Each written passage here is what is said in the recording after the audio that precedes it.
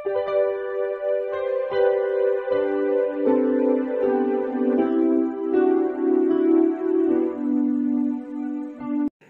Students, প্রথমেই UK educational টিপসের পক্ষ থেকে তোমাদের সকলকে স্বাগত জানাই।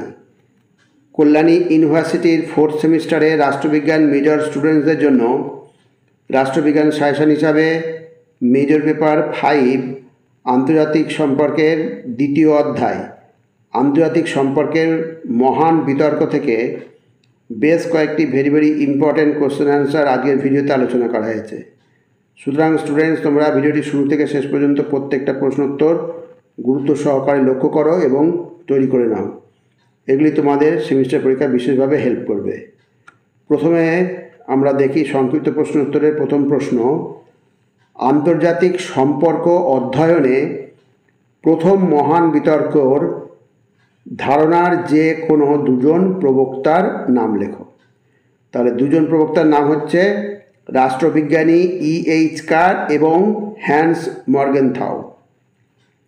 দ্বিতীয় প্রশ্ন, আন্তর্জাতিক সম্পর্ক শাস্ত্রে প্রথম গ্রেট ডিবেট বা প্রথম মহান বিতর্ক কী ছিল?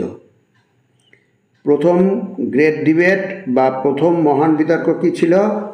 আন্তর্জাতিক সম্পর্ক শাস্ত্রে প্রথম গ্রেট ডিবেট ছিল একটি তাত্ত্বিক বিতর্ক, যেখানে বাস্তববাদী এবং আদর্শবাদী মতাদর্শের মধ্যে বিরোধ দেখা দেয়। নেক্সট, প্রথম গ্রেট ডিবেট বা মহান বিতর্ক কখন শুরু হয়? 1930 এবং 1940-এর দশকে প্রথম বিশ্বযুদ্ধের পর আন্তর্জাতিক সম্পর্ক অধ্যয়নের সূচনায় প্রথম গ্রেট ডিবেট শুরু হয়। নেক্সট, প্রথম গ্রেট ডিবেট কেন গুরুত্বপূর্ণ ছিল? অর্থাৎ প্রথম গ্রেট ডিবেট কেন গুরুত্বপূর্ণ ছিল?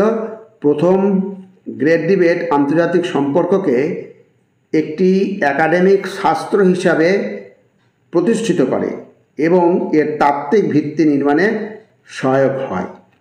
নেক্সট, প্রথম গ্রেট ডিবেটের ফলাফল কী ছিল? প্রথম গ্রেট ডিবেট বাস্তববাদীদের মতাদর্শকে আন্তর্জাতিক সম্পর্কের অধ্যয়নের প্রাথমিক ভিত্তি হিসাবে প্রতিষ্ঠিত করে।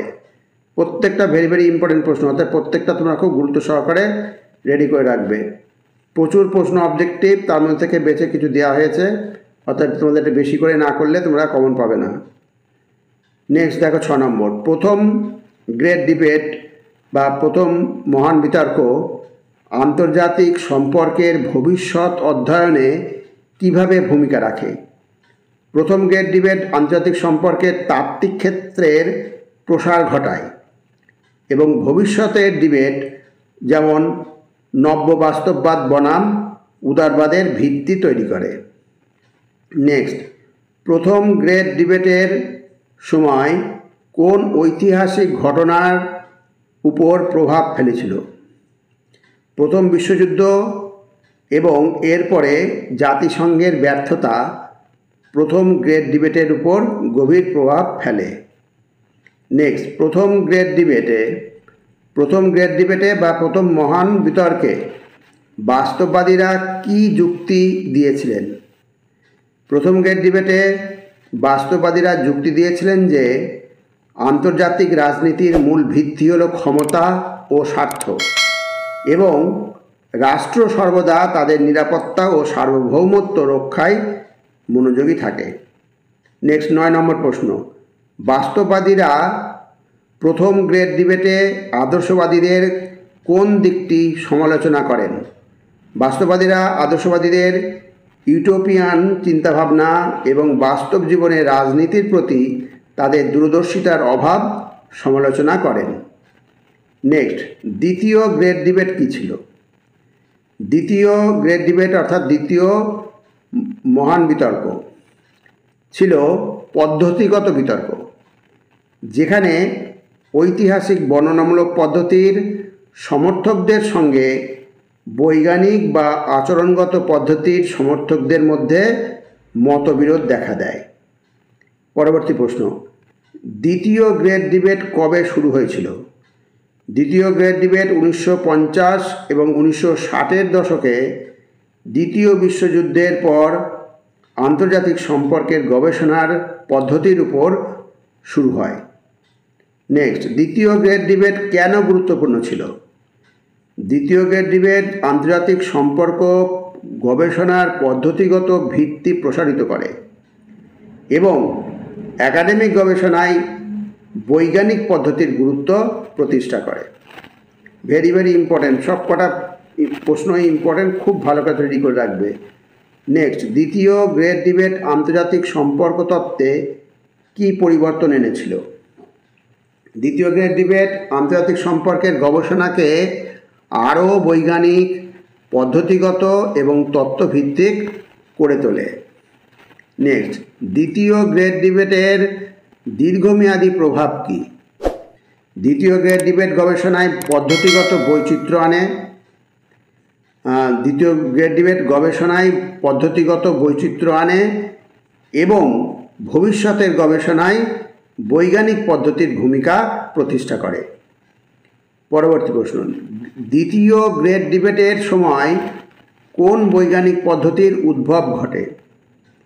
দ্বিতীয় গ্রেট ডিবেটের সময় গেম থিওরি, সিস্টেম থিওরি এবং পরিসংখ্যান ভিত্তিক মডেলের উদ্ভব ঘটে। এবার তৃতীয় গ্রেট ডিবেট কী ছিল? তৃতীয় গ্রেট ডিবেট ছিল বিভিন্ন তাত্ত্বিক পদ্ধতির মধ্যে বিতর্কতম, যেখানে মার্ক্সবাদী, গঠনবাদী, পোস্ট মডার্নিস্ট এবং নারীবাদী দৃষ্টিভঙ্গি আন্তর্জাতিক সম্পর্কের প্রচলিত তত্ত্বের বিরোধিতা করে। নেক্সট, তৃতীয় গ্রেট ডিবেট কখন শুরু হয়? তৃতীয় গ্রেট ডিবেট 1980-র দশকের শেষের দিকে এবং 1990-এর দশকের শুরুর দিকে শুরু হয়। পরবর্তী দেখো, তৃতীয় গ্রেট ডিবেটের প্রধান বিষয়বস্তু কী ছিল? তৃতীয় গ্রেট ডিবেট ছিল পরস্পর বিরোধী মতবাদ ও পদ্ধতিগত প্রশ্ন নিয়ে, যা ঐতিহ্যবাহী ও সমালোচনামূলক তত্ত্বের মধ্যে বিরোধ তুলে ধরে। নেক্সট, তৃতীয় গ্রেট ডিবেট কেন গুরুত্বপূর্ণ? তৃতীয় গ্রেট ডিবেট আন্তর্জাতিক সম্পর্কের শাস্ত্রে নতুন দৃষ্টিভঙ্গি, তত্ত্ব এবং গবেষণার ক্ষেত্র প্রসারিত করে। পরবর্তী প্রশ্ন দেখো, 20 নম্বর, তৃতীয় গ্রেট ডিবেট আন্তর্জাতিক সম্পর্কের ভবিষ্যৎ অধ্যয়নে কী প্রভাব ফেলেছে?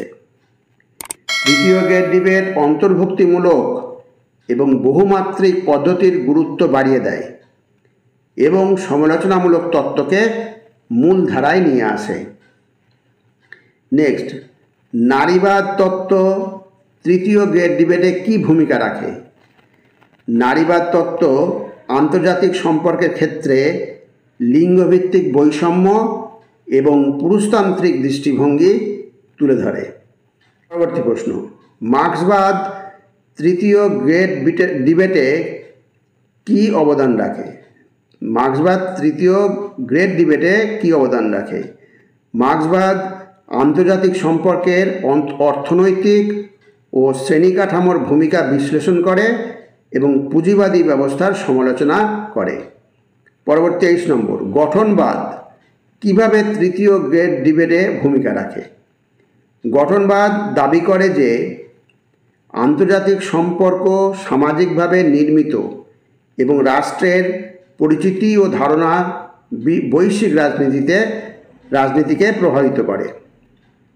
এবার 24 নম্বর প্রশ্ন দেখো, পোস্ট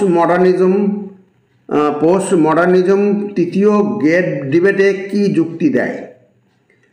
পোস্ট মডার্নিজম আন্তর্জাতিক সম্পর্কের প্রচলিত তত্ত্বগুলোকে সমালোচনা করে এবং ক্ষমতার কাঠামো ও ভাষার ভূমিকা বিশ্লেষণ করে। এবার 25 নম্বর, এটাই তোমাদের আজকে শেষ প্রশ্ন। তৃতীয় গ্রেট ডিবেট কিভাবে প্রচলিত তত্ত্বকে চ্যালেঞ্জ করে?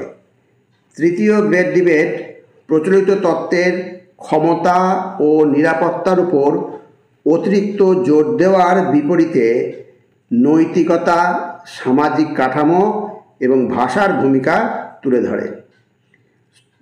স্টুডেন্টস, তোমাদের যে প্রশ্নগুলো দেওয়া হলো, উত্তর তৈরি করে দেওয়া হলো সঙ্গে সঙ্গে, এগুলো প্রত্যেকটা কিন্তু আমি আবার বলছি ভেরি ভেরি ইম্পর্টেন্ট প্রশ্ন।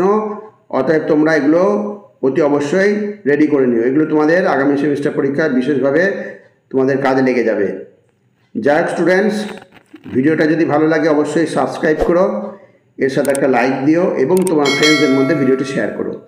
তাহলে স্টুডেন্টস, আজকে এখানেই শেষ করি। তোমরা সকলে ভালো থেকো, সুস্থভাবে পরীক্ষা দিও। Thank you very much.